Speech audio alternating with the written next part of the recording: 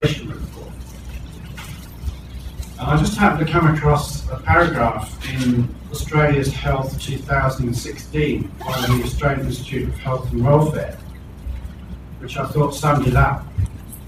There's a paragraph there which ends with an observation, which, if you think about it, it's not just an observation, it's actually reflecting government policy. And I quote, "Barriers remain in adopting a social determinants approach. Despite strong evidence and an imperative to tackle health inequities, the complex nature of social determinants continues to challenge conventional policy making and action." So if you think about it, as a result of this policy of putting SODO, or social services for health, into the too hard basket, the consequences are life-threatening. And I say that because the World Health Organization SODOHA Commission said at the launch of their Closing the Gap in a Generation report, inequities are killing people on a grand scale. So inequities not only shorten lives, but also damage children's health. So I suspect we're going to learn this morning that the remedies are not in the too hard basket. So I'd like to introduce Jacqueline Philips. Jacqui joined ACOSS, the Director of Policy and Advocacy, in August 2013. From 2010 to 13, she was the National Director of Australians for Native Title and Reconciliation, ANTAR, a national Aboriginal and Torres Strait Islander rights and reconciliation advocacy organisation.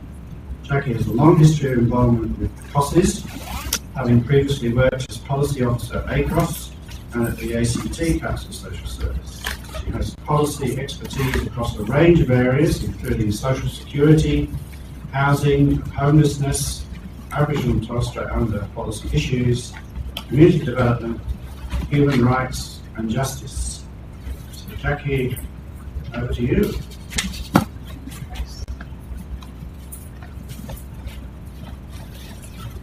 Thanks, Brett, for that. Welcome, and thank you all for coming today. I know ACOSS is very delighted to be co-hosting this event with SODOHA. I'm going to get the knack of that, and also hope that it is the beginning of some longer partnership and collaboration together.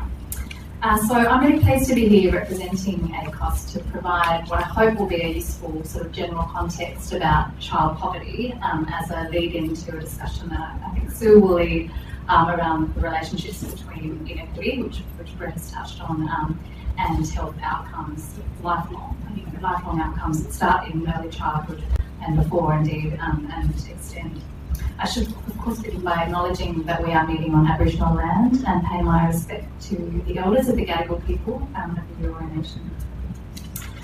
So, to provide some context, ACOSS has recently launched with UNSW a research partnership on poverty and inequality, which will involve the production of core foundational reports on trends and the nature of those trends in Australia, including the current report that's being worked on is on inequality and will be coming out in July, I anticipate. And so the last poverty report, the clearest finding to come out of that was really the finding around child poverty, which was extremely alarming, that despite the fact that we've experienced 20 years of sustained economic growth, that Australia is one of the wealthiest countries in the world, we had not only 3 million people nationally living under the poverty line, but of those 731,000 children, 1 in 6 children. And alarmingly, that figure had increased by 2 percentage points over the decade. We weren't surprised to find, although we were surprised by that trend, we weren't surprised to find that single-parent families were among the largest cohorts affected by poverty. We've known that for a long time. 40% of children who live in families in poverty in Australia are in sole-parent households. So I wanted to talk in my remarks this morning, I'll probably mainly be talking about income poverty and material deprivation, because that's obviously a core area of focus for ACOSS. But in doing so, obviously I clearly acknowledge all of the linkages between the different policy silos, which of course is part of the problem that we're in, and child health outcomes and social determinants. I will touch a little bit on education and housing and some of ACOSS's health policy priorities at the end, but I'm expecting that Sue will largely cover a lot of the health terrain, and then we can explore some of those connections in the discussion. So where have we gone wrong? Many of you might remember By this. 1990, no Australian child will be living in poverty. So the Hawke government, Hawke's announcement has been, I suppose, pilloried by many people or ridiculed for being too ambitious and not realistic and failing to achieve its objectives. But in fact, what many people don't realise is it's in fact quite effective in reducing child poverty, not in eliminating it as was its intention. But the package of measures that the Hawke government announced had the effect of reducing child poverty by 30%, which was pretty extraordinary. And what the package included was the introduction of a new supplement for low-income families to help them meet the cost of living, increasing the existing payments that were going to families by the government to reflect the increasing costs of children as they get older, so benchmarking payments to the actual costs of raising children of different ages, linking family payments to growth in wages so that they actually keep pace with community living standards over time, and introducing rent assistance at an increased level to help families and others on low incomes to cover the cost of rent. And so from 1987 onwards, we saw increased expenditure on family payments, with the core principle being that the amount of income that a family receives should be adequate to cover the basics, which doesn't seem like a radical idea. And in addition to those policies, a number of other policies were introduced in a broader package, including fostering carer-friendly workplaces, and importantly providing assistance to locate childcare and additional fee assistance so that childcare was in fact free for some unemployed parents who were living on very low incomes. So what's happened since, and how have we lost our way that we've ended up with that increase in child poverty of 2 percentage points over the last decade from making such gains in the 80s and 90s? So we've basically seen the gradual erosion of the family payment system and the income support system that goes to low-income families, particularly single-parent families. So since 2006, as you can see, there have been a number of detrimental changes. The first of those was the move in 2006 in transitioning single parents who previously received a pension-level payment, the parenting payment single, onto an allowance, the unemployment benefit or the dole that it's often referred to, which at that time was $29 a week less. Now it's a much bigger gap now, and I'll come to that, but it was a significant income drop even at that time. There was a grandfather group who were allowed to continue receiving that high level of payment until their child reached 16 years, but come 2013, the Labor government decided to discontinue that arrangement. And so then a further cohort of 80,000 single parents receiving that higher pension payment were moved onto the lower New Start allowance. At that time now, you can see the gap has grown, cutting their income by $85 a week. The other change that's been significant is that one of the core pillars of the Hawke government package, which was that linking of family payments to wage movements, so that families kept pace with community living standards, that link is broken by the Gillard government. And so now family payments are only indexed to prices, to CPI, and that's meant that they're just falling behind. And finally, so that meant a freezing in real terms. And now we've had for the last couple of years, purely as a budget savings measure, no other policy rationale, the freezing of family payments in absolute terms since 2017. And that's translating into losses of, I think, up to about $50 a year for some families. So how do we reverse this trend? And obviously ACOSS has been doing a lot of thinking about this question. The trend is heading in the wrong direction. It's not acceptable for a country with the wealth that Australia has for that trend to continue, and we have the resources to do a lot better than we're doing. So what I've outlined here are some of the measures that we launched in a child poverty policy platform that we launched last year. I'm not suggesting that is a comprehensive list of actions. It by no means touches on all of the social determinants of health, In fact, I think there aren't any health measures on that list. I will come to some a bit later. But there are a whole lot of other areas that we could equally add to that list. But it's a starting point, and it reflects, I suppose, some of the core areas in which ACOSS works and has expertise. But I think going to Brett's point earlier, and the difficulty of getting traction on the social determinants of health agenda, we really do need to work together to sharpen up the key asks in this area, because I think otherwise advocacy is too easily dismissed as it's too big, it's too complex, it's too difficult. And so working together to think about what are the 10 highest priority actions that governments could take, for example, in the next budget to address social determinants in an integrated way would be something I think we could all do well to turn our minds to. So the first is really designed to sharpen the focus nationally on this issue. Australia has signed up to the Sustainable Development Goals, which some of you will be familiar with. The one that we're particularly interested in is target 1.2 by 2030, that governments should reduce at least by half the proportion of men, women and children of all ages living in poverty in all its dimensions according to national definitions. Now, despite Australia signing up to the SDGs, we firstly have no national definition of poverty. We have no national commitment to do anything about it. There's no strategy. And there's not even any recognition that poverty is a problem, at least by the government. I think Labor is increasingly talking about poverty, which is encouraging, because for a long time, Labor really didn't talk much about poverty either. But there's a big vacuum in this area when it comes to the federal government.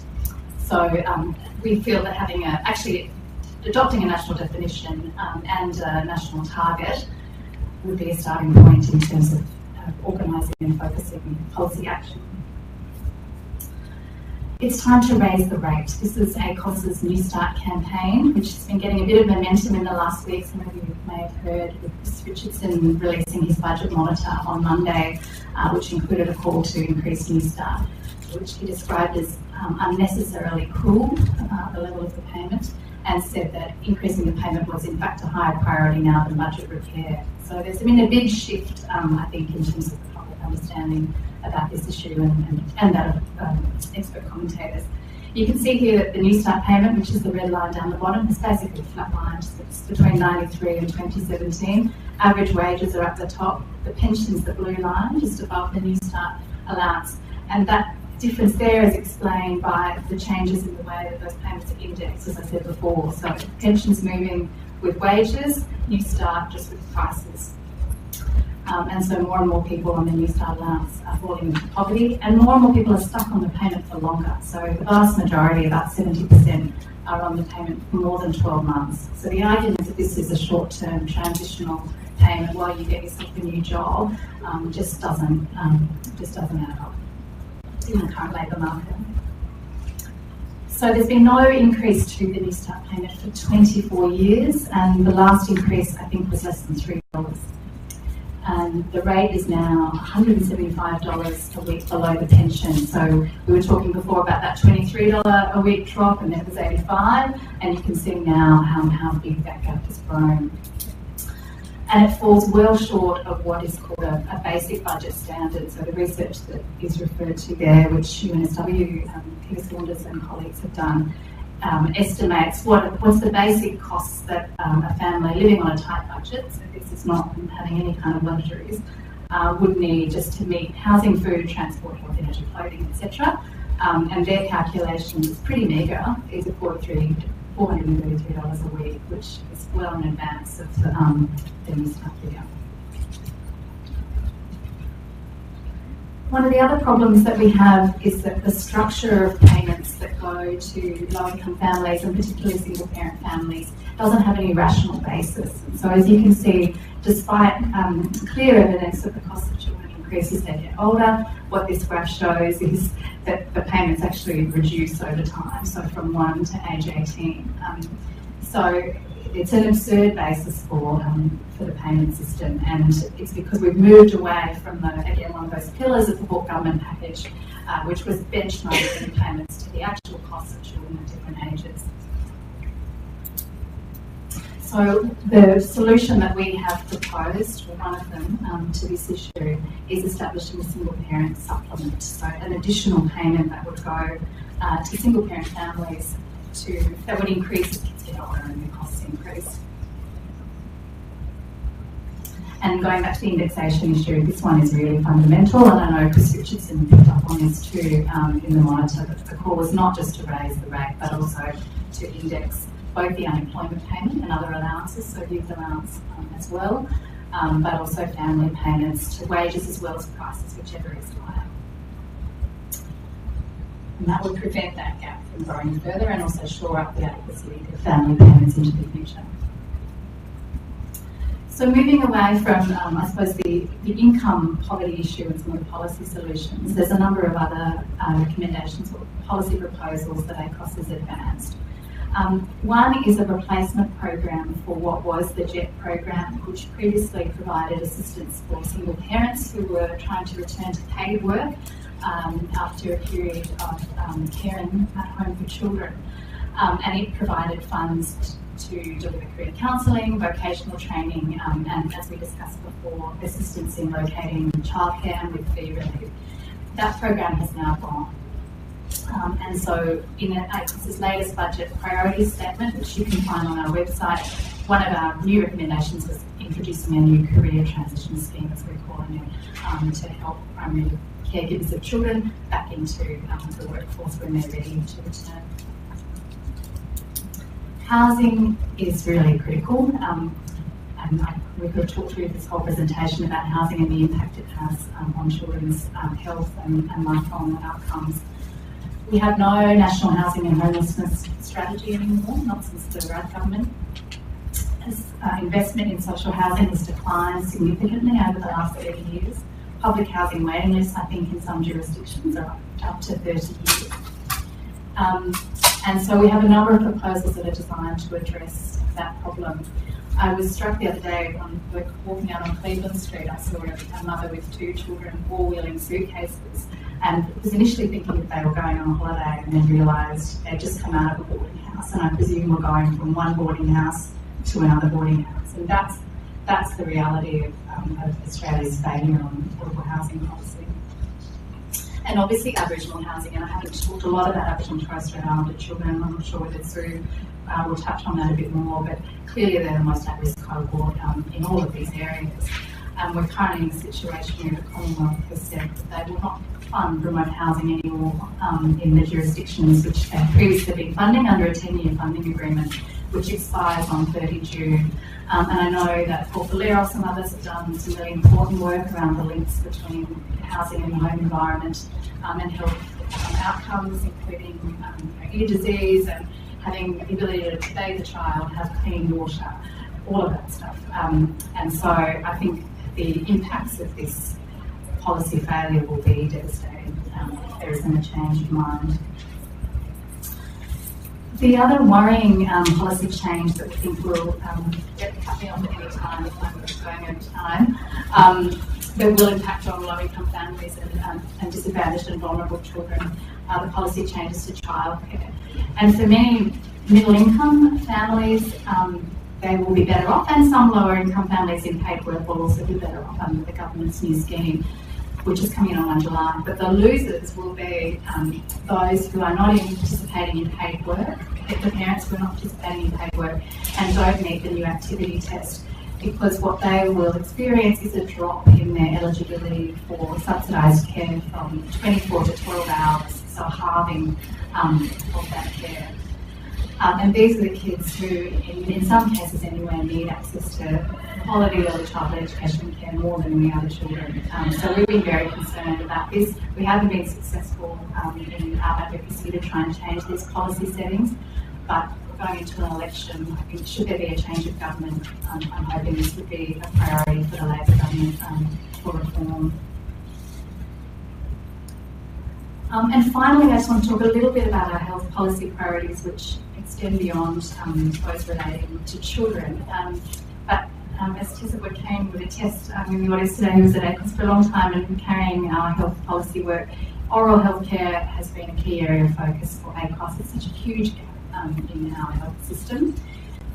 It's so expensive, so inaccessible, and we know that the health impacts of poor dental care extend well beyond oral health outcomes to many other outcomes as well. So we have been prioritising increased investment in dental care for some time, but haven't had a lot of success of late in that area, and I think that's one area that we might be able to work collaboratively on, trying to sharpen up that message and increase the pressure, particularly going into an election. Related, but to that is a revenue proposal that we've included in our latest budget submission. And again, an issue that seems to be developing some momentum, given the media coverage this week, is a sugar tax, the tax on sweetened drinks, with revenue to be earmarked for health promotion schemes, with a particular focus on children. And related to that, with the revenue that we would be raising, is the establishment of a fresh food transport subsidy for remote communities, which is an idea that's been floating around for a while but hasn't got a lot of traction, but would help bring the cost of food, particularly in Aboriginal communities, down. And it's modelled on a similar policy in Canada. And finally, reforming alcohol excise so that it's levied more consistently on the basis of alcohol content, again with revenue earmarked for health prevention, including PSD. So where possible, we try in our budget work to exercise the discipline that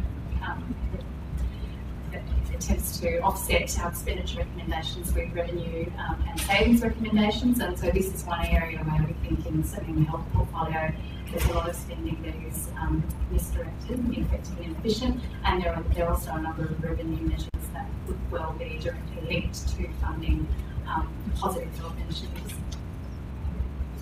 That's it from me. But we would love your support on all of these issues, but particularly on the Raise the Rad campaign, which is a core area of focus for ACOSS at the moment. And I think now is the time. It really is a shift, I think, in the popular debate around this issue.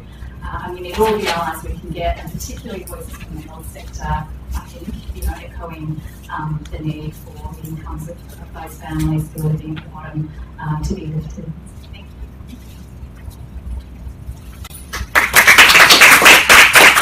I thought we'd leave questions till the two speakers have spoken, unless there's a revolt about that idea. A point of clarification or something, that otherwise we'll move straight on. And probably the guys who are online at the moment, I'll just say welcome to them, so I'll do that now. So people in the world that are currently watching us today, welcome. And I'd now like to introduce Susan Woolfenden, who's a senior staff specialist in the Department of Community Child Health and the clinical lead in integrated care at Sydney Children's Hospital Network. She is a conjoint associate professor and senior research fellow with the University of New South Wales School of Women's and Children's Health. In her clinical service development and research role, she aims to address child health and healthcare inequities in Australia and globally. She has a total of 62 peer-reviewed publications. Don't get tapped on the back. That's enough. That's enough. It's enough.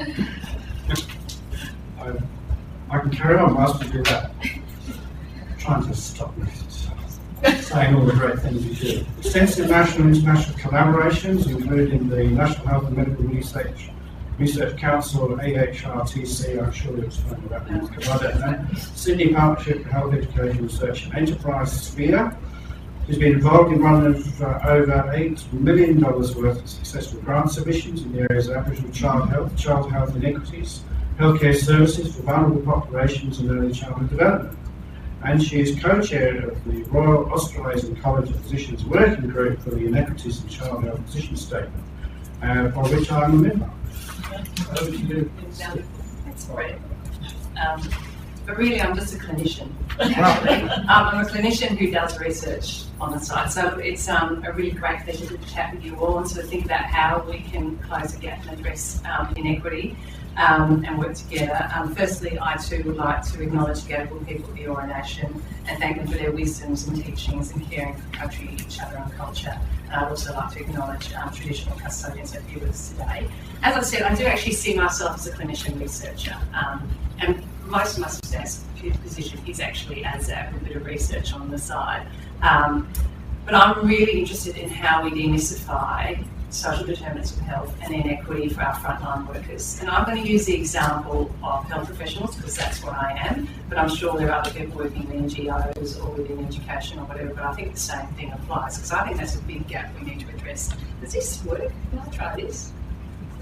Can I break it? No, don't worry, I'll do this, it's easier, it's fine. Don't trust me with technology. So what I'm going to do first, and for those who've ever seen me speak before, I apologise for saying this again, but I do think this is a really good way to show how inequities play out in real life, and any of you on the front line will know this story. So I've just put an amalgam of kids that I've seen over the last 17 years that I've been a community paediatrician in the name of Sam. And so everyone, all of us when we're first born, we've got an opportunity to have the best life, the greatest life, to be the best us. But we know that the kids who are growing up in inequities don't get that, and I think that's a half-life. You know, that's unfair. And Sam, before he was even born, was already destined not to have the great life that he deserved. Because Mum was on her own, she smoked, not because she didn't know that she shouldn't smoke. Mums all know that. She smoked because her life was really, really stressful, and I would smoke too. And as she didn't have particularly good antenatal care due to issues with trust and transport, and so Sam was born low birth weight, and we know that has risks. But Sam is one of those bouncy, sort of resilient, cheerful toddlers, and had a lot of sort of inherent kind of strength in him. But Mum continued to be isolated because she hadn't had particularly good antenatal care. She didn't really get particularly good postnatal follow-up, so her depression was missed. She didn't really trust services anyway, so she's not necessarily stimulating Sam the best way she can, although she loves him dearly. And also they live in terrible housing, which I have to say is a huge social determinant of health for me in clinical practice. It's mouldy, and as a result, Sam's asthma is terrible. Currently it's been called viral-induced wheeze. They don't have a usual primary health care professional for them. They just haven't been linked, and so Sam spends a lot of time going to ED with his emergency department with his viral-induced wheeze. Because of everything that's going on home for Mum, there's not really time, and she doesn't really have the skills all the literacy skills really, to spend a lot of time reading it to Sam. She doesn't really know that's what she's supposed to do. She kind of thinks that play school and stuff on TV will probably be more useful, and the iPad's more useful. And she can't afford preschool, and that's a really common story. Also, she kind of goes, well, I'm at home, I'm not working, I don't really understand why I need to be at preschool. And so we know what's going to happen to Sam when he starts school. We know that he's going to be 18 months behind the other kids. And as a result, he's not going to have a lot of fun at school because he's going to start to think he's dumb. He's going to struggle. One thing he's really good at, which is sport, he can't really do because his asthma's still not under control. So he gets wheezy when he runs around, and he's still having difficulty managing his asthma. And we know that in the end, Sam's going to just fail at school. He might go to drug and alcohol use because things are happening for him, or because he feels like a loser, or just because it makes him feel better, and he's probably going to get depressed. So we know that instead of having the great life that he deserves, he has a half-life. And sorry to depress everyone, but that's just going to get worse. So this is a graph from the Centre for Disease Control on the ACE study, adverse childhood experiences. We know that adverse childhood experiences then feed into real neurodevelopmental changes. We know that it affects on their cognitive ability. We know that you get high-risk behaviours. We know that then you get lots of comorbidity, sorry, doctor speak, for lots of health problems and early death. That's really bad, and we should do something about that. Sometimes people argue that's just, that's a one-off kid. I don't think it is. I've seen it a lot in communities. That's a one-off kid. You've probably all got Sam's in your head, I imagine. There's a lot of nods going on. And that's Mum, and she's not a very good mum, and she just hasn't been doing a particularly good job, and it's all her fault. But actually, if that's the case, we have a lot of Sam's in New South Wales. And I'll just stick to my turf. This is just data that you can get today. Just go into the Health Stats New South Wales data set from New South Wales Health. It's fantastic, and you can look at health outcomes against socioeconomic quintiles and Aboriginality. And so the first thing we've got here, how many medical people have I got in the room? Because I'm just going to, okay, so I've got it at half. So I'm going to just, medical people can tell me if I'm clear or not. Also, just for mathematics sake, just gives you this. So this is a thing called an ACOSS score. How many people have had a baby? Okay, so you all know you're rooting for your kid to get a 10 out of 10 at 1 in 5 minutes. Okay, so it's basically the condition of the baby when they're first born. A score of under 4 is very bad at 5 minutes. That is a baby who's probably going to need neonatal intensive care. Is a much higher risk of having developmental problems later on, and physical problems later on. And this thing over here. Can you see this arrow? I don't know. So this on the right, the graph there, basically is looking at the proportion of children with APGAR scores less than 4, so bad, per quintile, measured per disadvantaged quintile. Basically, they've taken the postcodes and they've linked it to the CFA index, which is a composite measure of housing, income, and education. And the message here is, if you're rich, your child is much less likely to have an APGAR score of 0 to 4 than if you're poor. In New South Wales today. Okay, so you have much higher rates. If you're Aboriginal, and this is a graph on here, same place when we're looking at low birth weight, in New South Wales, you are 2 to 3 times more likely to have a low birth weight baby than if you're not Aboriginal. And Sam could be Aboriginal in this story, is disadvantaged from many ways. And I really want to make a point about Aboriginal people. We have the biggest Aboriginal populations in the cities in New South Wales and Victoria. So they are very much part of our patch. There are also a lot of SAMs who are going to struggle with school. Okay, so this is data from the longitudinal study of Australia's children. And essentially it's showing 4 graphs. And each of these graphs, I'm going to do this, are things that you need to do well at school. So you need to keep it together, social and emotional difficulties. You need to communicate, so have good language. You need a vocabulary that's rich, yeah?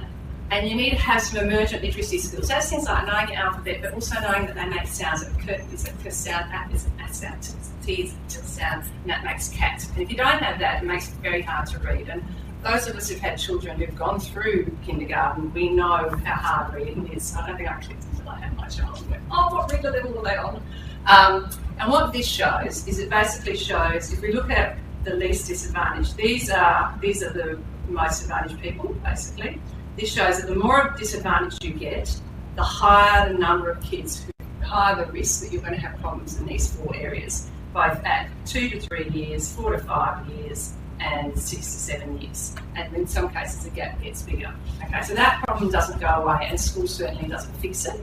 And any of us who work with these kids know that we're not going to get a sudden miracle cure once we hit school. In fact, it's going to be too late. So what Sam is experiencing is multiple health inequities due to the social determinants of health. And I'm just going to sort of define that for you, although I'm sure you all know this. So inequality is a difference between 2 or more things. So it involves a comparison only. So we know in the medical world that babies are more likely to get a condition called bronchiolitis because when they're infants. But you can talk about dementia and older people. That would be another description. Or short and tall people. All right? It's just an inequality. Nothing's unfair about it. It's just the way life is. And inequity is an inequality that is unfair, unjust. You know, it's not okay. It's preventable and avoidable. Okay, so there's something you can do about it. It's systematic, so it's not a one-off, and it's unnecessary. So that involves, by nature, a social justice lens, a comparison and a value judgment. So what do we need to do for SAM? So I think this is where you were sort of alluding to. We do actually know what we need to do. I'm not sure we need to do anything more on what we need to do because we kind of know what we need to do. And we've got a fantastic report from Eracy, the Next Action Agenda, that clearly gives us goals about what we need to do. So we know that Sam needs to be loved and safe. No one's going to argue with that. We know that Sam needs material basics. We know that he needs to be healthy. We know that he needs to learn. We know he needs to participate. And we've got clear priority directions that help Sam do all those things. We also know what we do to do that. So there's quite a lot of evidence out there. There's fantastic evidence summaries from Royal Children's, etc., that basically say these are things we need to do to help the SAMs of the world. So we know that mums need to be educated. We know that there needs to be good antenatal care. We know we need adequate breastfeeding. We know we need sustained nurse home visiting. We know we need high quality preschool. We know we need good parenting programs. We know kids need to feel connected to school. We know immunisation is a good thing. Like, this is nothing new. We've known this for a long time. And there's lots of other things that we know work. And I would argue that we can stop doing research on what we know works. I think the challenge is how it actually happens. So one of the things we can do is go, well, and I still support this, go, well, it is a funding issue, and there is definitely, from a policy point of view, issues around funding. We know that you need to invest in the early years to make a difference, and most of the money is actually invested in the later years. And it's, this is an example just using teenagers, but the graph just gets bigger and bigger. in terms of you'll just keep going up there the older you get. And that's because older people make more noise. You know, a little kid who's a bit naughty, who's not learning, is not the same as a teenager who's, you know, taking ice, you know, on the street. It's a great, or picking up in a classroom, or an elderly person who's dementing. So, but if we actually want to make a difference, the time for change is in the first 6 years, because that's when the brain is its most malleable. Anyone here who speaks 2 languages? Okay. Other people speak 2 languages, were you born without a second language? Okay, people who are born with a second language, do you know how you learn the 2 languages? No, you just do. The people who have to learn, how hard was it? You know, pretty hard. So I'm just saying, that's why, because you were doing it later. The people who are learning the second language later, you were doing it later. Your brains are not quite as malleable at that time as it is when you're little. Okay, so we have a problem in that we kind of know where we need to go, and we kind of know what we need to do. And we do have an issue about funding, but things just aren't happening. And this is where clinicians and frontline workers, I think we have to be a little bit uncomfortable and actually ask ourselves the question, are we part of the problem? Yes, it's clear that most of the social determinants of health exist outside of health. I'm in community paediatrics, so I actually do quite a lot, kind of spread out of quite often. But 25% of healthcare outcomes are dependent on how we deliver our healthcare services. And I would argue, there's a proportion in there about how we deliver our early childhood services as well. I can only just speak to health. Does anyone know who this man is here? Have a go. Brett knows. Brett? Yeah, well, it's a clue if you remember what my surname is. Julian Tudor Hart. So that's Jacqueline Philips, who was a GP who worked in tough Welsh mining villages and worked out pretty much what we all know, that those who need the help the most tend to not get it. And he coined the very classically famous inverse care law, published by the Lancet in 1971, and I think it's still very relevant today, and it behooves us to keep it at the front of mind at all time for any of us delivering frontline services, or policy, to be honest, that the availability of good medical or social care tends to vary inversely with the needs of the population served. So we need to ask ourselves, are we part of the reason why sound is low birth weight?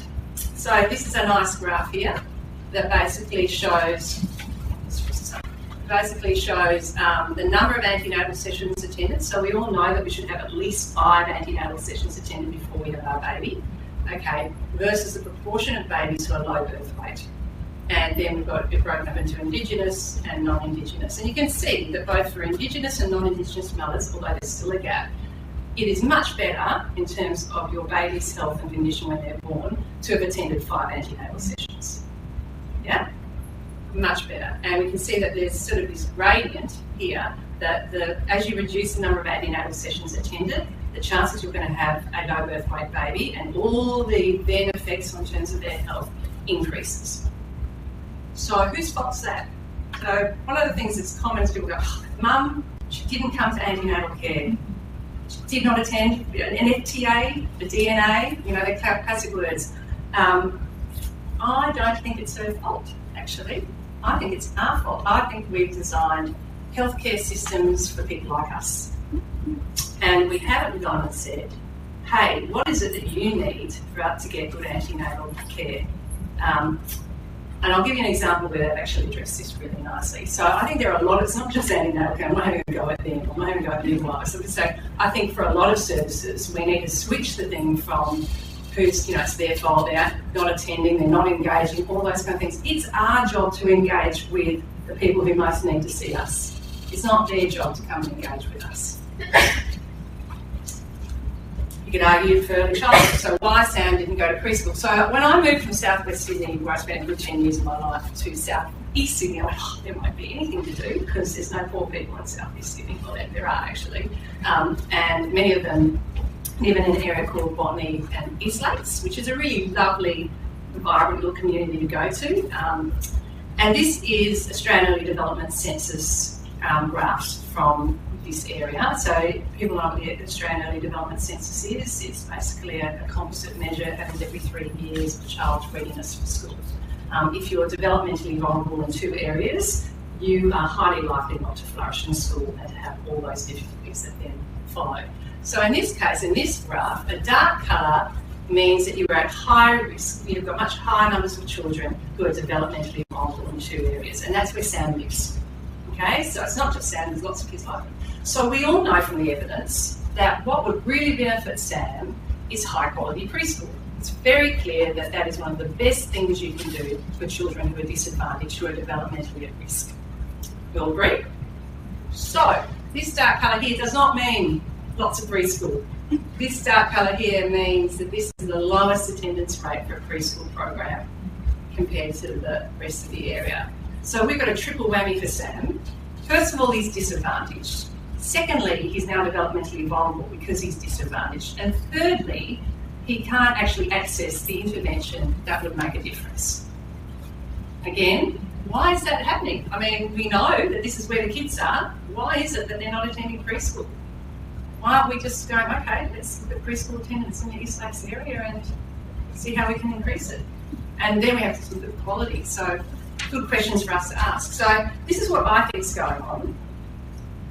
And I think lots of people, it's nothing new, I think lots of people think this is going on. So this is what I think this is what culturally we aspire to. This is what we have in our mind. We all say Australia's fair go, it's an equal place, but equality isn't actually enough. Because equality assumes that you all come from the same base rate. And we know that your health is dependent on the postcode you're born into. Okay, so people are not born with equal chances at the beginning. Okay, so I was always going to do well. You know, I was middle class, I had parents who promoted education, who cared and loved for me, so I don't really need such a big step up. My father was an orphan at 10. He was very disadvantaged. He did need that push-up. My grandfather was just lucky he didn't go down the mines, okay, because where everyone else went, and quite a few people died. Okay, so basically, that isn't enough to just make sure that everyone gets equal services. And I think we've all got in our mind that that is. You actually, to be truly equitable, you need, and you all know this word, I think, proportionate universalism approach. You need to ensure that you match your services to the needs of the community. So I may need a universal service just because that's what we do, like, you know, universal dental service. But someone in a disadvantaged area not only needs that dental service, but they also need that dental service to go out to them and to actually probably do, I probably only need yearly surveillance, they may need 3 monthly surveillance, and they might need a health promotion program as well. All not at them, but done with them. Yeah, we're not going to do tokenistic, you're the victim, and I'm going to do it at you, because there's a lot of shame in that. No one likes to be vulnerable. There's how can we work with you. And unfortunately, we know that actually this is probably what the reality is. The reality is that the people who are probably least need the services are probably most able to advocate for the services.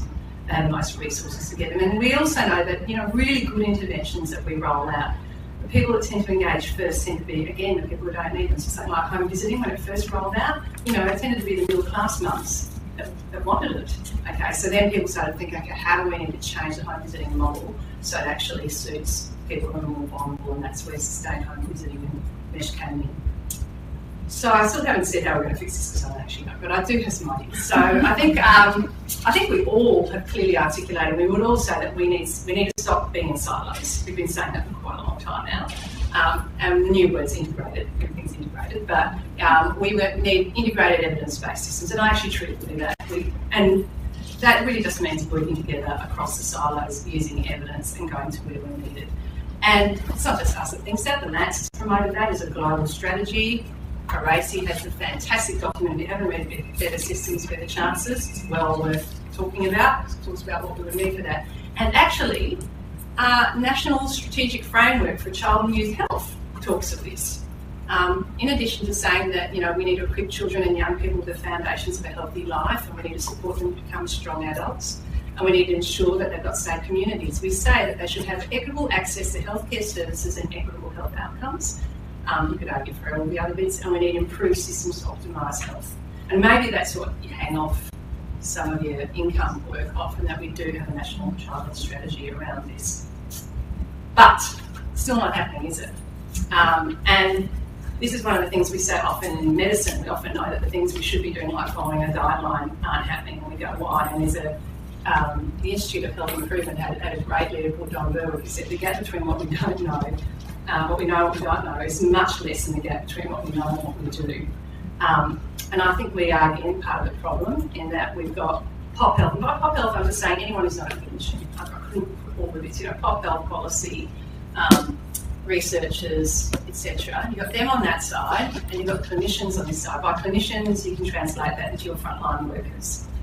And the problem is, as we know, it takes 17 years from research to go to practice.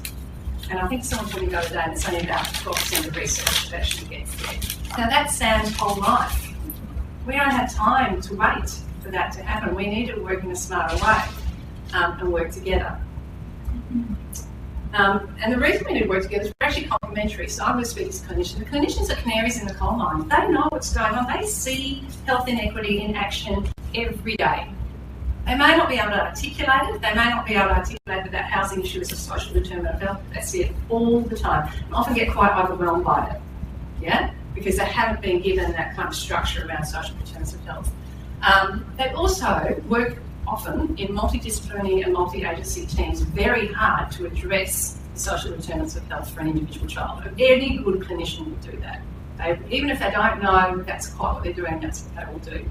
And they also more and more collect administrative data in things like their medical records or whatever you've got that can actually be used to monitor inequities. Pop health researchers policy, you're great at identifying inequities at scale, and you're great at developing evidence-based interventions to address inequity. And you work the same with multi-government, multi-agency teams. This is a really good example here to look at social determinants for populations of children. And you are fantastic at developing linked data systems and identifying equity hotspots. And we need to find our sweet spot, which is a big area of love, where we need to collaborate. Okay, I think that's the last here. We need to collaborate. We need tools for the clinicians at the coalface to help them identify and demystify inequities. We need easy data systems that make it easy for them to collect data on social determinants of health in real time. So I don't even, at the moment, there's no way people ask about income. And you ask about income in a clinical scenario without, in a sensitive way. I don't even have a standardised way I can ask about housing at the moment, other than how's your housing. Although we're thinking about that. When they hear about the great, there's nothing more frustrating for a clinician when you know what the evidence base is and you can't do it. When you don't have an intervention that you can scale up. Yeah. So we need to engage them from the very beginning in the design of the interventions, and there can be test sites for it, and actually sort of have that sort of active participation while we're doing interventions. So that's the researchers to think about as well. And we all need to think about what we mean by equity. So we need to roll out things in terms of proportionate universalism. It won't be sufficient to give it to everyone at the same level. So this is where I'm going to do a bit of a few plugs. So I think there are some things that are making me a bit more excited in my autumn years, whatever they're called. The AHRTC stands for Advanced Health Research Translation Centre. And there is one in WA. I've just got to know them. And they are NHMRC branded fantastic collaborations between clinicians, researchers, policymakers, education. NGOs are not excluded and can come in. And what I'm involved in is a Sydney Partnership for Health, Education, Research and Enterprise. It only got up about a year and a half ago, and it's a conglomeration, if you like, of 14 agencies, of which 3 are local health districts, which is great. And the others are universities, and not just UNSW, but UTS, UWS. We've got research institutes, Neuro, Black Dog, Victor Chang, Garvin, and it's about us all working together to create what we call research translation into real clinical outcomes. But I think you can apply it to equity as well. But equity for me is very much the same as looking at breast cancer risk. So this is another. And this is, I stole this from Chris Levi, who's our kind of head of Sphere. Within it we have a couple of clinical academic groups, and I'm involved in the one which is the Early Life Determinants of Health, and there's another one called Chronic Illnesses in Children. And it already has changed the way we work. I've suddenly got access to researchers who I didn't know were doing stuff that I was doing. That makes it much easier to do links. Michael and I had a meeting with a couple of them the other day, and about people who are doing work similar to what Michael was doing, and going, well, there are all these opportunities to collaborate and cross-pollinate and stop duplication.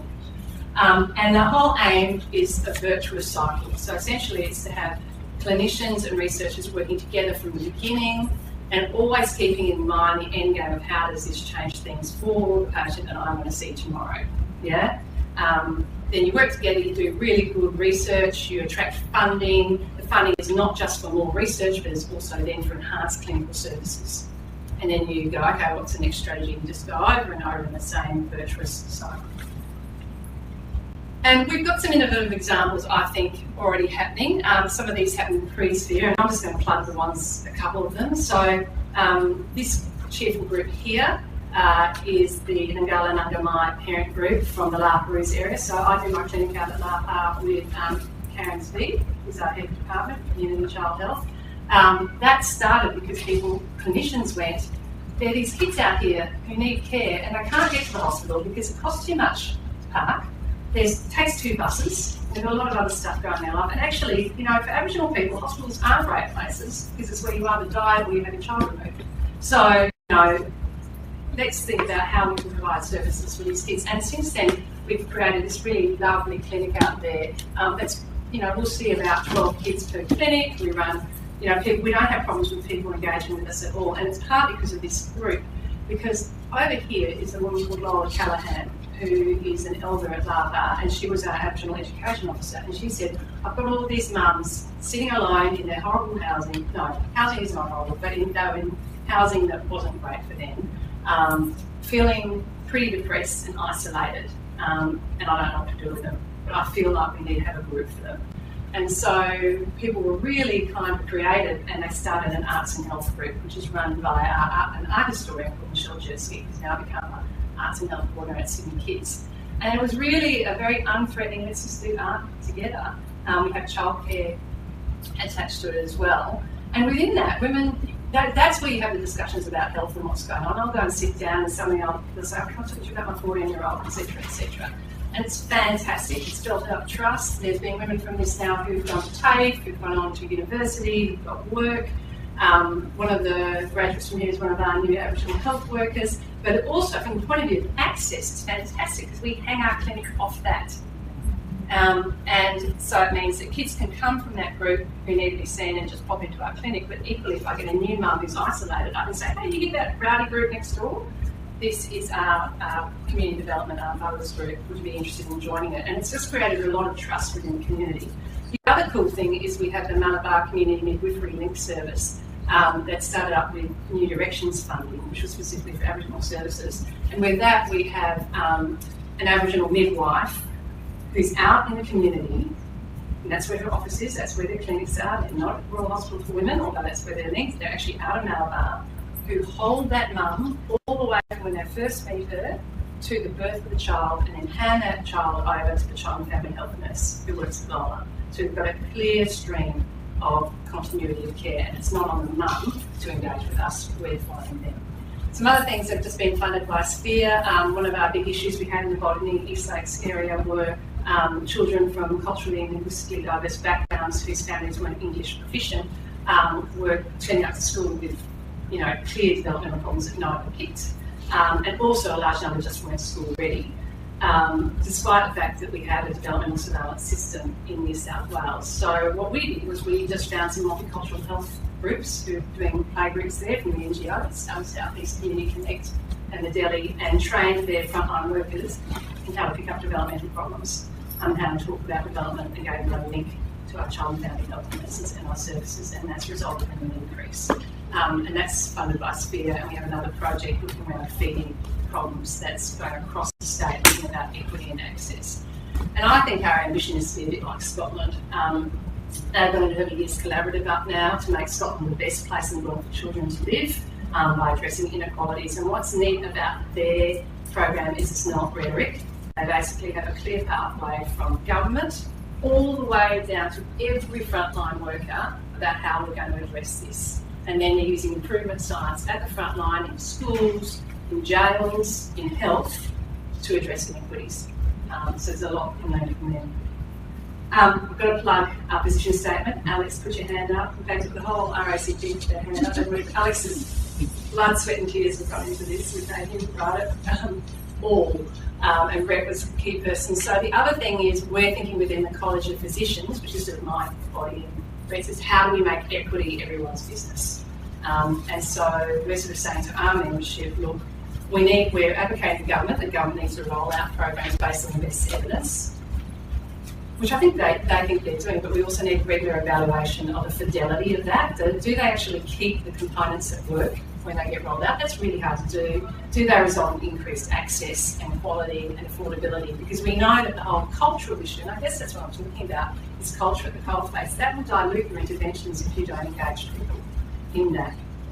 We're also talking to our health services and clinicians and asking them to regularly think about their progress in addressing child health inequity in how they run their services and how they do their day-to-day clinical practice, and then looking at better reporting and measurement of key indicators and monitoring. Because no data, no problem. You can't argue for anything. Now you're all going, she is just mad. She is pie in the sky. That's never going to happen. That is so not true, because we've done it already. We've done it with immunisation. Immunisation has been one of the singularly successful public health things we've done, but it isn't just because immunisation. We've got an evidence-based intervention, tick one. B, it's been rolled out properly, and there's fidelity to the program with a national immunisation schedule. C, you've got all the clinicians on board who believe in immunisations. Yes, there's some exceptions, but on the whole, everyone's on board the immunisation train. And then you've got the Australian Immunisation Registry, which basically tells clinicians, hey, you haven't got enough kids immunised in this area, and says to parents, hey, you need to immunise your child. And as a result, we don't have social gradients at all in immunisation. In fact, we probably have a slight reverse one in certain more affluent areas. The other area that you'll be surprised who've also done it are the oncologists, with childhood leukemia. Now let's just think about why would oncology, a super subspecialty, why would that do it? Well, oncologists are stringent evidence-based workers. They won't touch things that don't have an evidence base. They're constantly putting kids into trials to try and improve their outcomes. They're constantly having conversations between researchers and the clinicians, and I'd say they're one of the most effective groups at being both. They've got really good translational techniques. They've got really good data to monitor how they're going. They really engage their community about this. And when you're diagnosed with leukemia, there's only a set number of places you can go, and the quality is the same in all. So there is a bit of a blip here I can see with remote and very remote, and I suspect that's sample size, but actually there are no social gradients either in outcome for acute leukemia in young children, whereas in the US there is, which is interesting. So another point that we can, so if they can do it, we can do it. So this is how we're going to do it. So this is how Sam's life, I think, should look instead. So because we got Sam good accessible antenatal care, or Sam's mum, sorry, good accessible antenatal care, she stopped smoking for the duration of the pregnancy, which is, I think, all we can ask her to do with the rest of what's going on with her life. And he wasn't born by birthday. Okay? Her depression was picked early, and she got appropriate mental health support. She got lots of education about what to do when you're on your own with a preschooler. And she also got tied in with a fantastic GP, and who was bulk billing her. And Sam continued to be happy and did not have issues with viral-induced wheeze. I still haven't thought about what we do about his housing, but we'll think about that. He went to one of the supported playgroups, where he was known to have some language issues that were detected early, and so he got some speech pathology early, and there was also a referral to preschool made there's a pathway through social services that you can do that through, and he had a referral to preschool, and so which he loved. So when he started school, he was ready, and he loved school, and because his asthma was well controlled, he could do well in sport, because he actually really enjoyed school. And so really what we've got instead is, what is a good life? A good life is to be resilient enough to take what life throws at you. It's hard, but Sam's got that now, yeah? Thanks to the fact that we have thought about how can we be buffers and protect. And I'm just going to finish and give a nod to Fiona. So Fiona Stanley, the great founder of Eracy, is a reason I did this. So Fiona, if you're out there, she knows the story. I was 17 when I met Fiona. She was in her aerobics gear, and she comes to give a talk around why, what medicine was like. She wasn't quite, she was on her stratosphere, but not quite up there. And I just remember saying, oh, it's fantastic. And you should do it, and yeah, just try it for a year and see if you like it. And I just remember thinking, if I could be remotely like you, I'm going to do this. And Fiona has summarised what we all think, that this is a measure of how good our society is. This isn't something we can be allowed to feel overwhelmed about. This is something that is hard to deal with, and we all need to continue on kind of fighting the good fight. Thanks very much.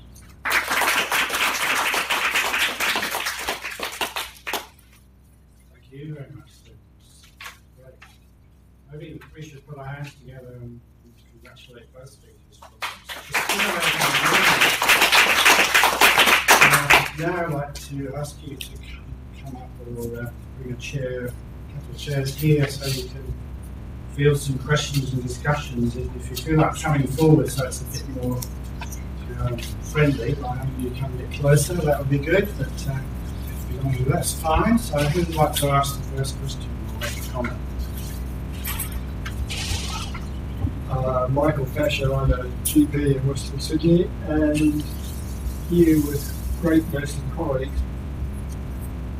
I think when we talk about preschool's okay, I think we should talk about early childhood education and care rather than early childhood care. Too many of the people who write the checks in Canberra think that all that's happening there is nappies being kept clean. Secondly, I mean, they were both fantastic presentations, but there's a problem with the phrase evidence-based care which slips off our tongues.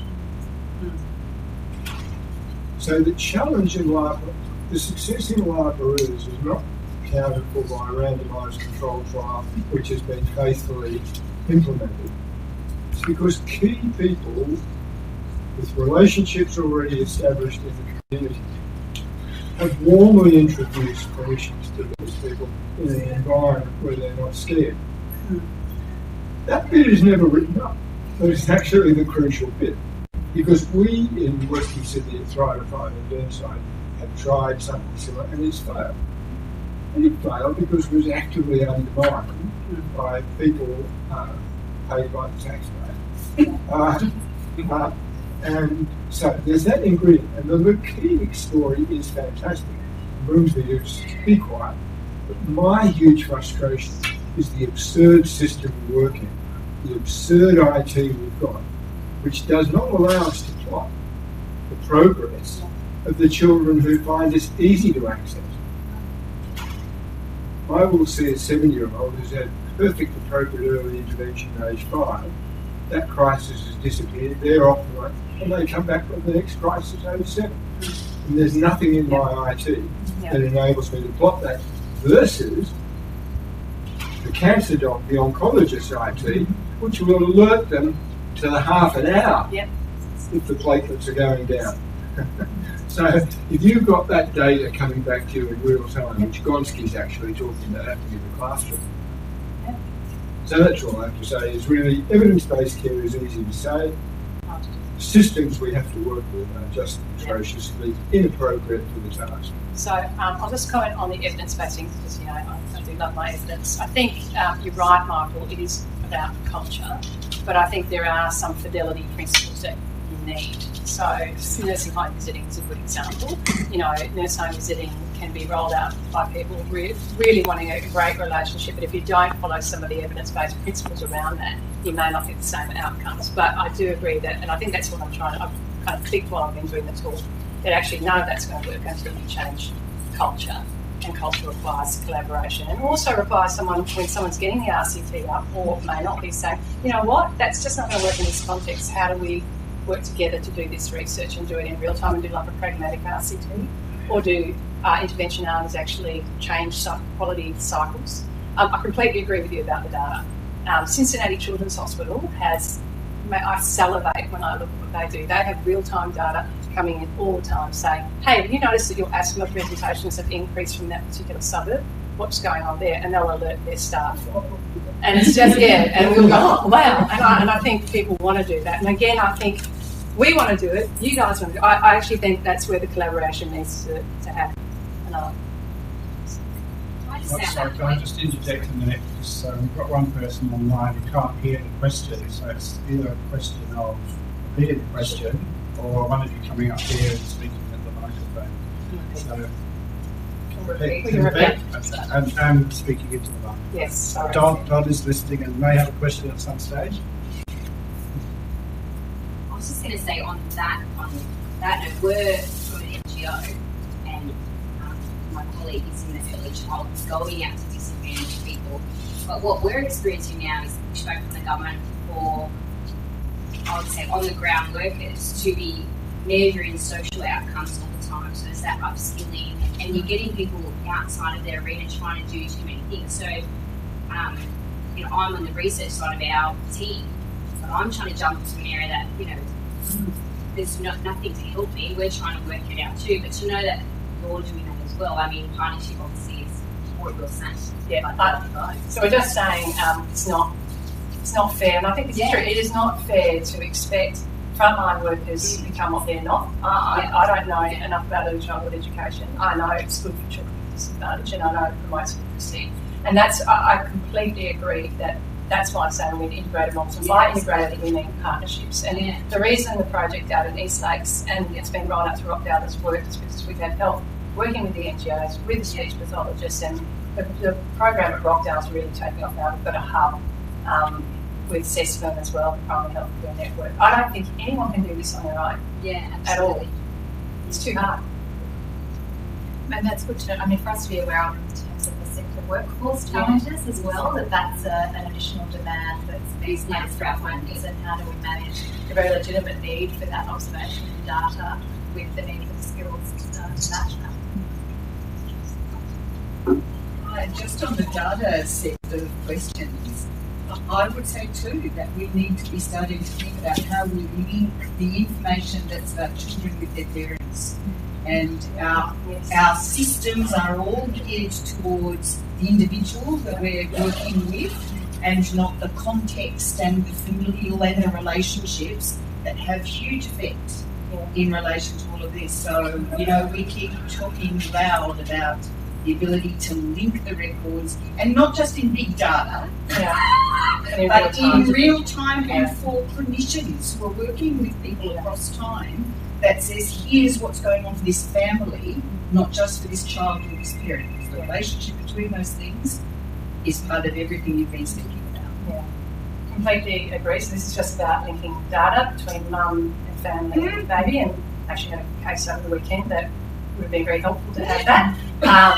That is certainly being discussed in the sphere, and certainly in my patch, and certainly we've got a colleague, Michael Nye, John Eastwood, who's done a fantastic job in doing that in South West Sydney and Sydney Local Health District, where we've linked antenatal, postnatal. So it can be done, but then it's like, how do you make that usable for a frontline clinician who doesn't have a lot of time? How do they have these flags come up? And so look, I think people are wanting to get, I don't know, I just think that's where we should all work towards. There's a related point to that, which is just because the leukemic story startled me so much. It'd be nice to see what the research shows in 50 years' time for Sam, who had leukemia successfully treated and disease-free. I suspect his ultimate course would be poor outcome. Absolutely. I mean, look, that's just a snapshot of the early years. I think it'd be better than... It sadly needs other stuff to happen. So that's the other thing. High-quality preschool isn't going to be the fix. Yeah. Nor is, staying home and visiting on its own going to be the fix. You need to have the right interventions for the right transition points. But you still also need to have an undercurrent of people having money. You can stimulate all you want at home with that. Hi, I'm Jacqui, and I'm a GP liaison nurse working in Western Sydney. And I really like what they do in, I guess, Finland, where every new family gets a cardboard box before the baby's born. I think that just sort of builds up a real trust for, the providers that, hey, they're looking after me right from the very beginning. And they've already got a bed for their baby, and they've got goodies to sort of set them up, So we're not struggling right at day one. And everybody's on an equal kind of playing field there. So that really impressed me. We can do something like that. Just for those on the Zoom, a comment about the Finland policy of giving new families a cardboard box with essentials. And I think the interesting one about that is we have in the past introduced cash payments, the baby bonus, for example, which notionally was for the purpose of meeting the cost of those additional items. But there's something quite different, I think, about in terms of the opportunity to develop a relationship with a service provider. I don't know how Finland actually hands over the box, but you would think that in a way that might be more valuable, is the way you connect with people that you can then develop a relationship with, and the trust necessary to build a good platform going forward. Can I just ask a question on behalf of Don in Port Macquarie, who says, thanks Jackie and Sue, great presentations. I wanted to ask Sue if she knew of any ACES clinics operating in any locations where there is an MDT or collaboration of professions or disciplines working to identify and better help children and young people at risk. We are trialling this on the Mid-North Coast local health district to reduce duplication of assessments and reduce traumatising of children and young people. It would be great if your presentations could be circulated too. Thanks so much. So, I'm glad you're doing that because I think we've been thinking a lot about doing that in a more structured way. I know Shanti Raman, who I will plug, is also looking at doing ACE-based clinics and measuring ACEs in her clinics in South West Sydney, and they are multidisciplinary. Certainly be very keen to talk about that some more. Explain what ACEs. ACE, adverse childhood experiences. So you're getting your most vulnerable kids and you're looking at the number of adverse childhood experiences the kids are having and how you can respond to those. So, look, I mean, that's sort of bread and butter what we do in community paediatrics, but I don't think we've necessarily articulated it as well as we should. I know they've certainly done a lot of work about this in California as well, and it's one that would. Thanks for a terrific seminar and great to see the policy and the practice elements aligned. And I guess that's what I wanted to ask about. Sue, your suggestion about proportionate universalism, I think has very different implications in the service context to the kind of welfare policy dynamics that ACOSS is pushing for. And I guess I'm interested in you both, I'm interested in your reflections about that, because the policy gap, the gap just in the dollars, is so astronomical that it's terrifying. And that's not going anywhere near dental or any of those other things. Kind of interested in you both teasing that out a bit more in terms of particularly the potential for this kind of alignment where you start to bring very different voices into each other's debates and how we navigate some of that terrain. By surmising that question, I see Don's got his ear pressed against it. It's finding difficult to hear, so you might need to. Yeah, so it's a question about proportionate universalism, and I guess and the policy framework and how that is Sue and I's perspectives on how we come at that with our different backgrounds and areas of focus.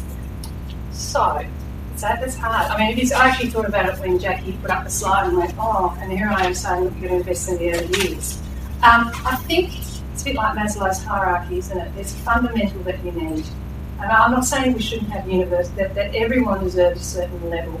I'm just thinking at the top of my head because I'm not a policy person, that there is a fundamental, this is what you need to be able to just provide what you need in life.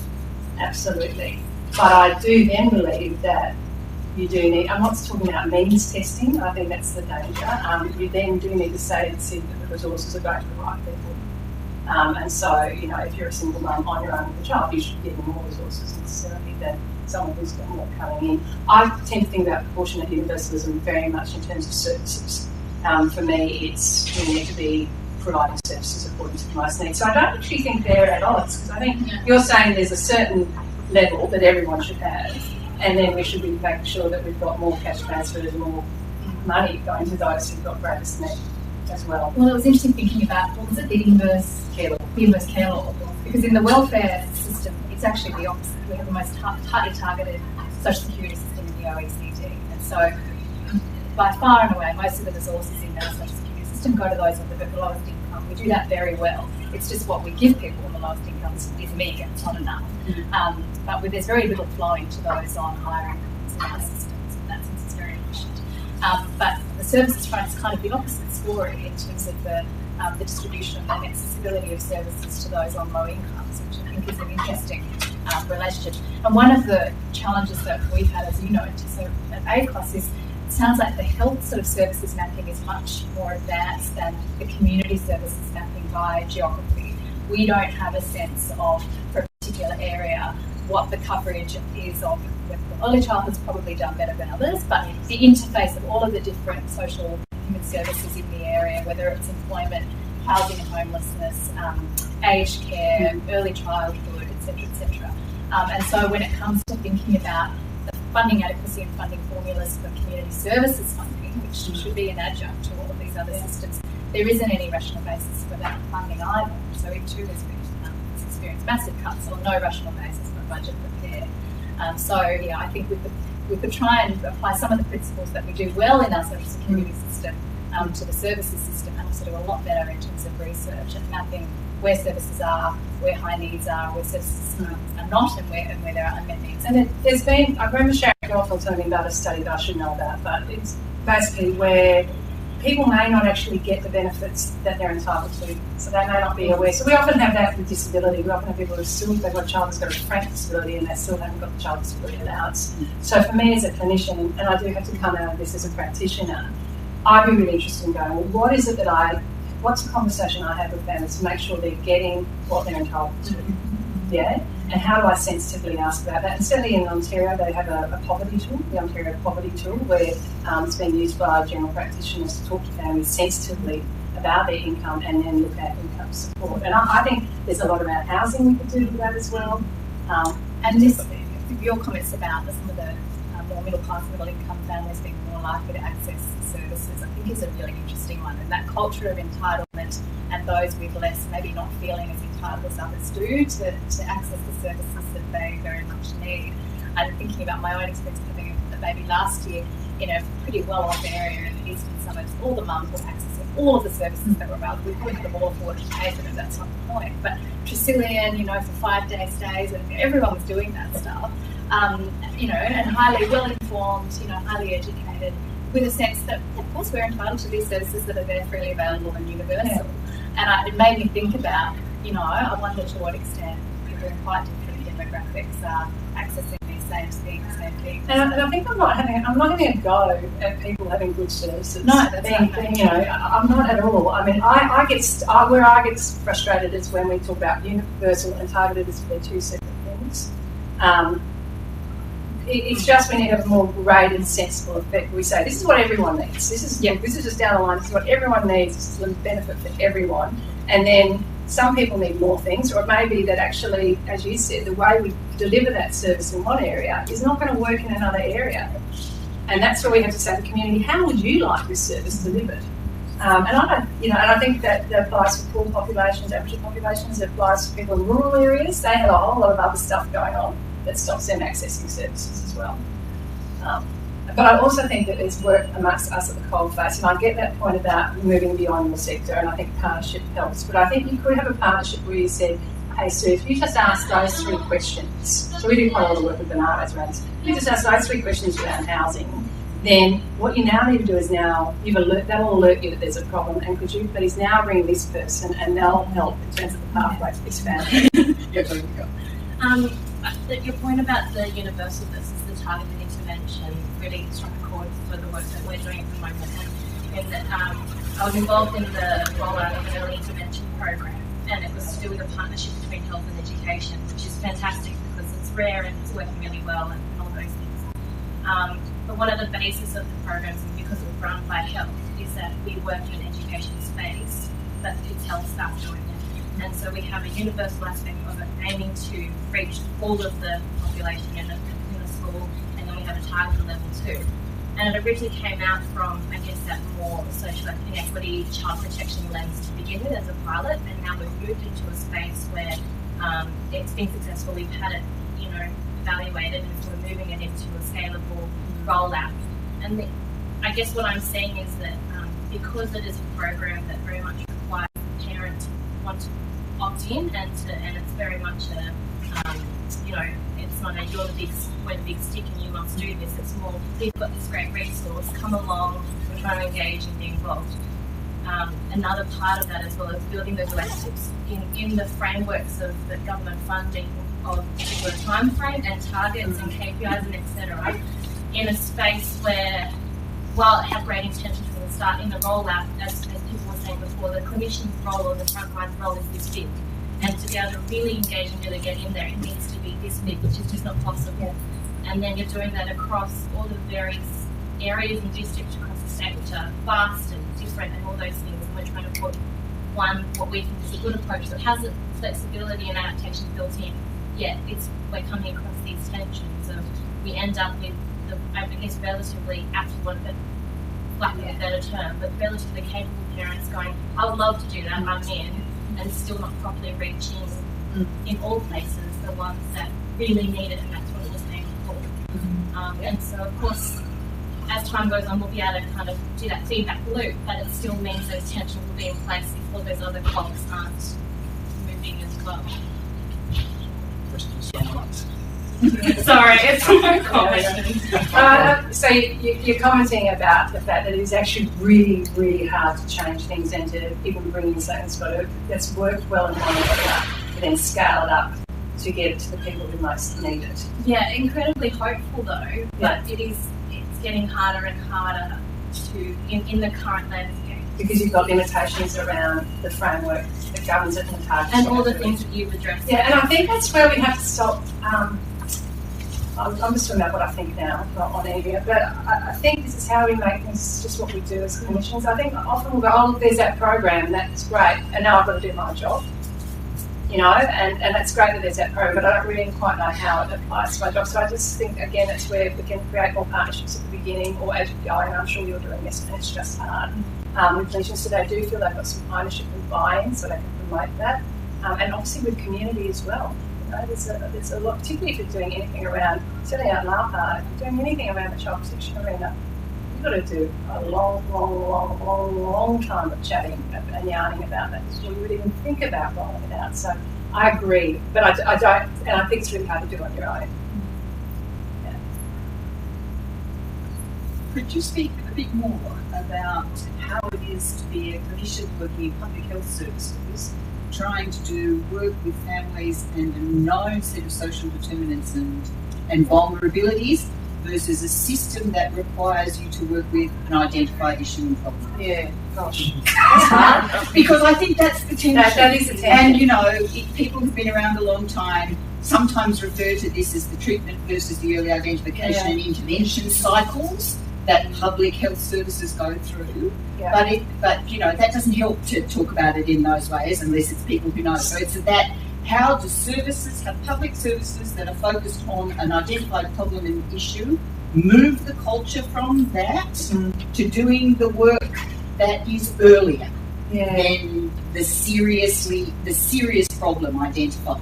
Yeah, so are you talking about the slide I had where I was talking about clinicians and pop health working together, or are you saying, when you're saying public health targeted, are you saying that the... I mean, even one-to-one clinical interventions that are focused on an identified serious issue now rather than the work earlier. Yeah, I'll just talk, so it's a bit tricky because I'm biased. As a community paediatrician, I naturally work in the bioecological model. Yeah. But I will just say, this is what I do in my clinic, with my trainees who might be community paediatricians and they meet a family and they go, oh my God, there are so many things going on with this family, I don't know where to start. And that's all I can say because I don't know the answer to the rest. I think Spear might help. Is I then use the life course model and I said, okay, come down, take a breath. You know, let's draw this child's life up until this point. And I draw the life course model and go, okay, we're really good at identifying risks. Tell us all the things that aren't working. Just, yep. What's working for this child? Grandma is there and really engaged. They've got a day of childcare. Okay, I go, great, fantastic. Let's put that up. And I go, and what? And this might seem a bit naive, and I apologise. And then I go, okay, well, what else could we do? Because actually, what can we do with our service to make it a protective factor rather than being another risk factor? Yeah. And then I'd probably break the rules after that, to be honest. I think at that point, I've never been a great one for the rules. Yeah. So then I go, okay, well, why could we not talk to that group? I mean, we naturally work with a lot of NGOs. The moment I have an NGO sniffing around and saying, hey, we'd be keen to work, we don't care, come here. But let's be clear about what we're all doing. So that's how I do it as a clinician. I don't get that hung up on what I'm... And that's how I teach my trainees as well. And I'm really into partnerships to help solve issues. And that's great. But I work in the policy side of public health service delivery. And what I'm interested in is how I can help to create environments that are systemic environments that let you and your clinicians do that work. How can policy help clinicians? So this, again, just my opinion, all right? The thing that's frustrating to clinicians, and Michael might want to reflect on this in answer, Kathy, my name is Kathy. The thing that really is difficult for us as clinicians is when there's a new policy directive. We haven't been engaged. We're told this is what's going to happen. and we feel like people just haven't actually got any idea what happens in the real world. And please don't be offended by that. What I think, That's okay. I think because I'm all for policy. What I think is when a policy is being done, there needs to be a really clear plan of, okay, what would that look like on the ground?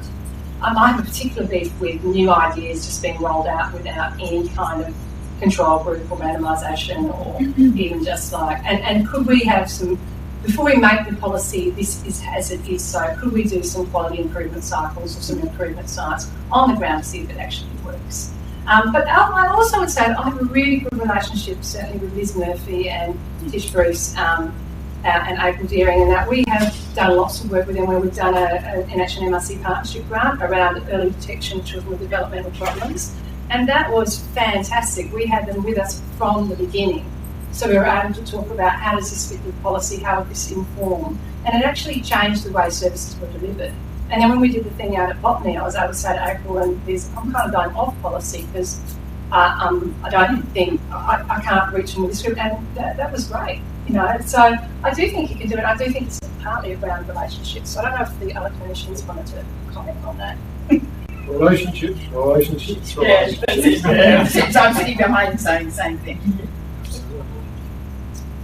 I just wanted to say something that follows on from that, and this is me wearing my junior doctor for 3 years hat in an emergency department, and I get Sam coming here, you know, his recurrent bleeds, and I've got 4 hours and I'm juggling different patients, and I've got to run back and forth to my boss to make sure that they're happy with what I'm doing, and I know the patient's been in hospital 4 or 5 times, so I feel like it's going to need massive engagement that requires resources and cultural change. Like, that's where you get a lot of these presentations that are going to be red flags. I mean, the best you could probably do is try and provide referral to outpatient services. But as a junior doctor, you don't always know the right thing to do. A lot of the time you can try and refer the GP for follow-up, have a GP let go for that follow-up. Like, there's a massive sort of system issue embedded in the emergency department, and we just don't have anything that I know of that addresses that. So, Yet. the optimist, yes. Very optimistic. I thank you for your great presentations. I'm Alice Elliott from UNSW Australia. It was very enlightening, so thank you again for your expertise. Have you, I know certainly that ACOSS does, but in learning about your work today, I was curious to learn, have you ever sought in the narrative about explaining your work about incorporating human rights principles? Oh, yes. Yeah, no, I just didn't have the Convention of the Rights of the Child on there. No, don't you worry. Usually I'll have that slide. And that we work with the Convention of the Rights of the Child framework. But again, community paediatrics, that is, we work from a rights framework for our kids.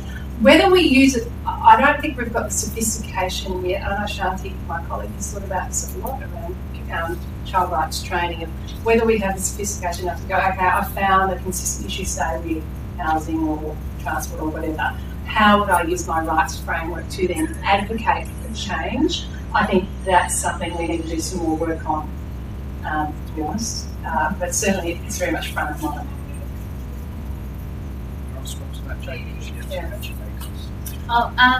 Yes, it's a difficult one. I think when we do, absolutely, and I suppose more recently, more the Sustainable Development Goals as a framework, because it really speaks a bit more to the economic and social development agenda, and addressing inequality in a one-on way. Human rights language, I think the challenge that we have had has been in terms of the governments, and certainly the last few governments that have not been particularly responsive to our constraint in human rights terms. It's not a reason not to use them, but it means we've had to use a number of different frameworks and discourses in terms of getting traction.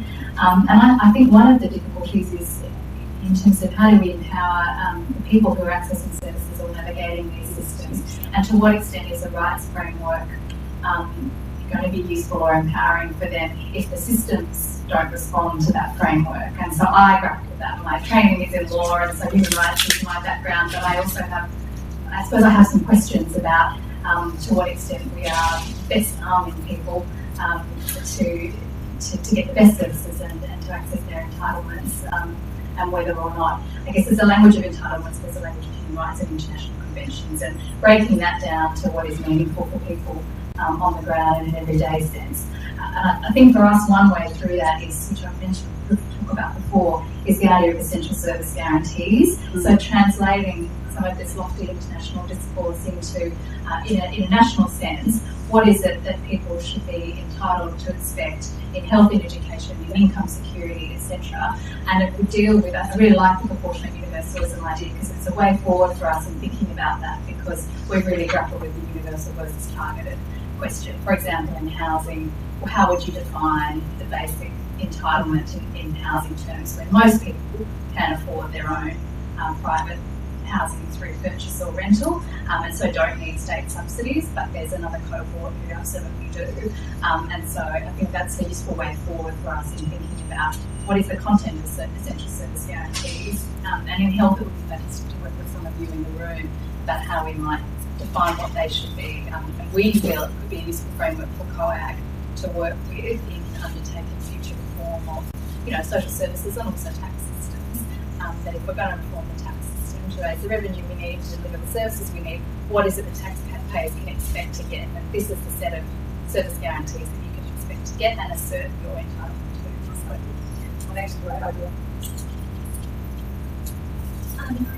Also, about empowering the coalition, the person working with these families has a great deal of knowledge about why they're not accessing services, what they need, but we're not listened to. As a child and family health nurse, a lot of change happens from the top down, and you have got a very strong voice to say, this isn't a good decision, and this is why it's not a good decision. But we're not very empowered. How do we empower those working with families to have a stronger voice and to make change from the bottom up rather than from the top down? I agree. That's about a stronger voice for clinicians. You would agree. I don't know. No, I don't know. I thought of that as on the how might come from you. Well, I think we've got policy, and I am a natural optimist, but I do think things like Sphere, the fact that we're all together in ESTO, right? Sedoha. Oh, never mind. The fact we have policymakers and clinicians in the room. I do think everyone wants to do it. I think probably we haven't necessarily had the structure to do it. And that's what this is. I guess this is a call to arms so that we do that. Well, hidden in there though is management and culture. LHDs are huge organisations, bureaucratically driven from the top down. They are in fear of North Sydney. The whole system runs on anxiety and fear. And are we doing what we're supposed to be doing? The Scots are saying, let's bring some blue sky to the coalface. Let's get the Angelas sitting around the table working out on quality improvement. Yeah. So bloody well done everywhere else. What's wrong with this country? We can do it, Michael. I do believe we can do it. And we want our own to become like Scotland. But we're trying our hardest to get it to happen. So there's a question at the back. So I was born in 1990, the year in Bob Hawke's promise. Since then, over 1 million people born since that year live below the poverty line. I've seen 7 governments and seen in my lifetime, and in my lifetime, no political will whatsoever from any governments. So, you said you've got the answers. It's pretty clear that, well, many of the answers. It's pretty clear that politicians are the barrier. So, how do these sectors, health sector, social sector, start having a conversation about who we elect and how we get good people elected who are willing to do these things? Yeah, it's a really good question. I certainly think in amplifying each other's voices, we can do each other a real service. And so to the extent that we can support those of you who have the great expertise on health inequities and what needs to change, I think that's something we'd be really keen to do. And vice versa. And I think doctors every day see the impact of families walking in without enough money to feed their children. And we don't hear much about that in the public debate. So that's one thing. I do think, I'm trying to be more optimistic. I'm not naturally an optimist, I'll just but I'm working on the learned optimism. But I do think things are changing, certainly around the new stuff front, and there really is now a pretty consensus, at least just in media commentators and experts, and I think in the community more and more too, that this is an unacceptable situation. And we now have, there's been a lot of heat on Labor this week to firm up their own commitment going into the next election in terms of what they will do. They've only gone as far as saying that they will do a root and branch review of USAR. We haven't got them to commit to more than that, but we are actively working to try and get a firmer commitment from the ALP. So I think good reason for optimism with respect to the adequacy of the unemployment payment, and that would have a huge impact on poverty rates in Australia. There's a lot more to do, and it isn't the answer. To be clear, there's a lot of other things that need to happen as well. But one of the threats, I think, to having an informed population who can make good decisions about who they vote for at election time are current moves to stifle advocacy by civil society organisations, including organisations like ACOSS. And there are a number of different moves afoot by government in different ways to introduce restrictions on organisations in terms of what they're able to do with the money they receive. Our own grant program, they've just changed the guidelines this year to say that funding that ACOSS receives cannot be used for advocacy, which is absurd, is what we do. It's what we've done for 60 years. There are foreign donations laws that would have the same sort of stifling impact because of the bureaucracy that would be involved in organisations having to scrutinise and report on all donations received from people who might be outside of the country for their own advocacy. So there are some massive threats, I think, at the moment that people that are flying a little bit under the radar, at least in the broader community, to help with our democracy. So yeah, I think we need to be very active in fighting back against those investors filming. And the Hands Up Our Charities campaign is the place to go to find out more about all of that. Robin Purdy, I'm from Uniting Care Australia. I'd just like to respond to that question about how you get change. And you mentioned the well-informed population. I think that's absolutely critical. There has to be a threshold of understanding of these issues, how social determinants of health, how they relate to the UN standards for kids and adults, because you can't secure rights for children if their parents don't have enough to live on, and we need to get the message out. Here is the way the world actually works, as opposed to the model that you might associate with some conservative views, that everybody's fine as long as there are no formal barriers to achieving things. Anybody can do anything. Childhood adversity makes no difference. Well, it does. And once the message gets through, perhaps there will be greater hope of an evidence-based policy revolution. But I think in terms of informing the public as well, sorry, Sue, I think the more we talk about mould causing asthma for children or deteriorating asthma and less about social determinants of health in terms of the public debate, the more traction we're going to make. So I think it's just clunky. I think it has to stack a little bit. We all know what it means, but try writing a media release with social determinants of health in the headline. True. No, I completely agree. I think it is how we market it. I was even thinking about that slide by Perry showing that most investment needs to happen in the first 5 years if you really want to have the best cost return. I don't think that's generally well known. I don't think people generally well know that preschool early childhood education is actually really good for disadvantaged kids in terms of their school outcomes. I think it's very much seen as a workforce policy. Still, I think there's a shift, but I don't know within the community there's that understanding. There's been some work that ACOSS done, I'm pretty sure, with the South Australian government around what parents understand around the early years. I don't know how that health promotion, that social media campaign is going. Just one more comment. There was a paper by a fellow called Constantino, came out earlier this year. It's an American researcher and medico. He said we know the risk factors for child maltreatment and that most of them can be established at birth. We can prevent it. In Australia, the rates of child maltreatment have been increasing inexorably over the last decades. And that drives me back to the earlier discussion. The Sydney Morning Herald this morning's got a headline, which I can't absolutely it's something about domestic violence policy blows up in government's face. I mean, it's exactly the wrong way to live. As though we know how to fix domestic violence. That we're looking at, well, this is working, that's not working.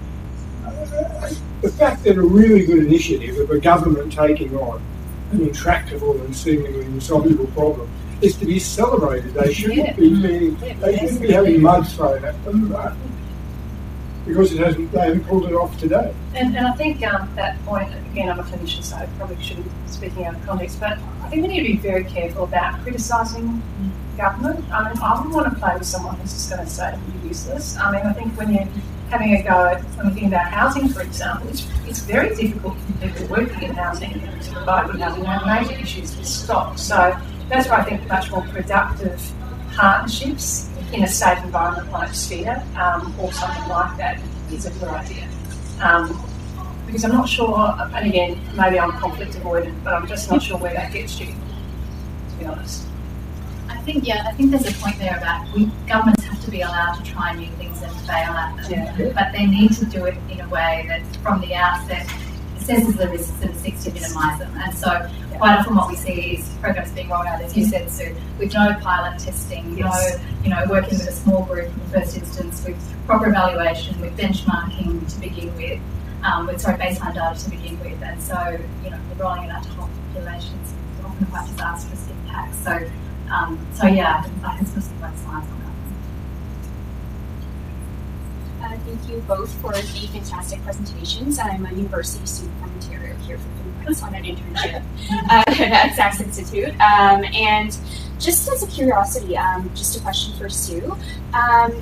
So you mentioned partnerships and collaborations as being a major facilitator to promoting change and positive change with respect to addressing social determinants of health. As a frontline worker, what are some of the biggest challenges to forming these partnerships and collaborations that have been so frequently cited as the end solution?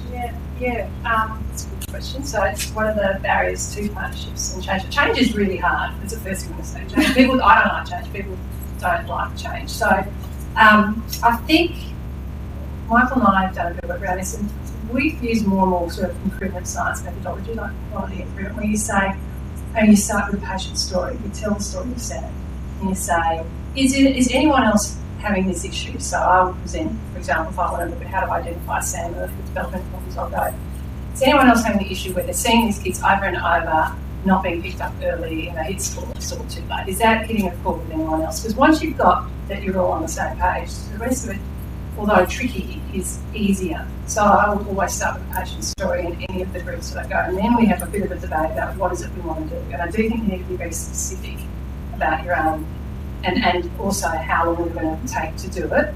And then I go, then my step is, then I go, okay, who do I need to play with? And I'm quite good at playing with people. I grab people. I go, oh, you'd be useful. That is, and you need someone you need a networker in your group. Oh, you'd be great, and then you schmooze them a lot.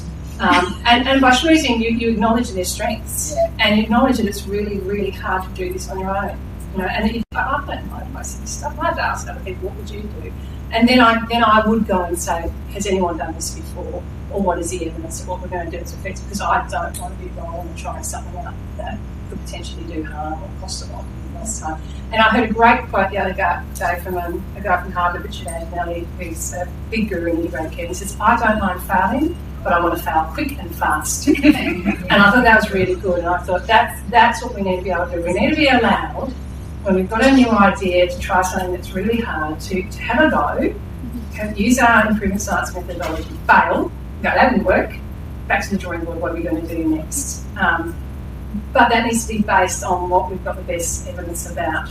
Now, sometimes the evidence isn't going to be a randomised controlled trial or systematic review, but it might be experiential treatment going, this has worked in other places. Should we try and do that and then work out what the components are that we need? So that's a very long-winded answer to that, because I don't know if I've answered it well for you, but that's kind of my approach. Well, I'm going to have to pardon Cooper and call this session to an end, but I know Alex's hand was up, so I might give you the last question. Alex? Oh, well, I had a couple, but I'll narrow down to one thing. Jacqui, you talked about raising the rate and getting some traction there, but your second point is around the sugar tax. Is that aspirational at this point, or are you seeing some appetite from one or both of the parties? There's been a lot of media about these sugars imports developments over the last week or two? Yeah, we actually discussed that yesterday at a planning meeting. Not an imminent opportunity, I don't think. I mean, I think it is one where momentum's building, but I think it would be probably something that might be looked at post-election if there's a change of government and a broader scale, again, tax review, tax reform attempt in that context. I don't know that we'd see it in the election context. At the moment, it's only the Greens who have been covered as part of their platform, and I think there's a lot of work to do still, getting out of the major parties on board. Right, all that remains for me to do is give some thanks, and firstly to our speakers,